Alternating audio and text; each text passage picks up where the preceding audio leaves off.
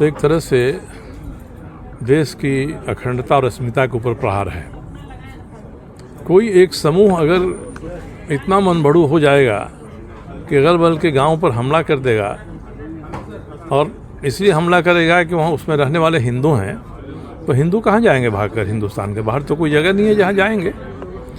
इसमें भारत की सरकार को बहुत कड़ाई करनी चाहिए, और वहाँ के मुख्यमंत्री का जो रवैया है उसके हिसाब से अगर राज्यपाल अनुशंसा करते हैं तो पश्चिम बंगाल में राष्ट्रपति शासन लगाया जाना चाहिए। क्योंकि विपक्ष लगातार वक्त संशोधन नहीं हुआ है।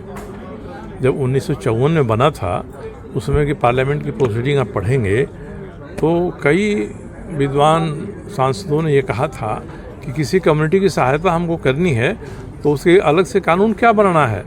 हमारे यहाँ तो ट्रस्ट एक्ट बना हुआ है, आप ट्रस्ट बना दीजिए, उस ट्रस्ट में लोग धन जमा करें और उसके हिसाब से उस समुदाय की आप सहायता करिए, मदद करिए।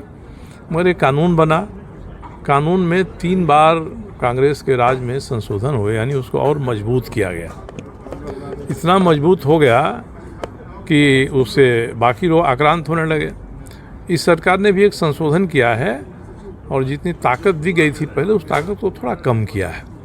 अंतर इतना ही है, अब इस संशोधन से हाय तौबा मच रहा है, और इस संशोधन के पक्ष में रहने वाले मंत्री जैसे लोग बयान जो दे रहे हैं, जिस तरह का गैर जिम्मेदाराना कहिए या उनके भीतर मन में जो बात आ रही है या उनका समुदाय जो सोच रहा है, उस सोच को प्रकट कर रहे हैं कि हमारे दिल में शरिया है और हाथ में संविधान है।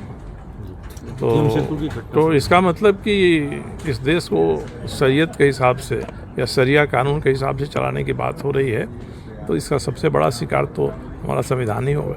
निशिकांत दुबे भी अब इस पर सुप्रीम कोर्ट पर निशिकांत दुबे का बयान आया है, उनका बयान है, उस पर टिप्पणी करना मैं उचित नहीं समझता हूँ। इतना ही मुझे लगता है कि हम कोई भी प्रतिक्रिया व्यक्त करें तो उसमें शिष्टाचार और शालीनता का पुट होना चाहिए।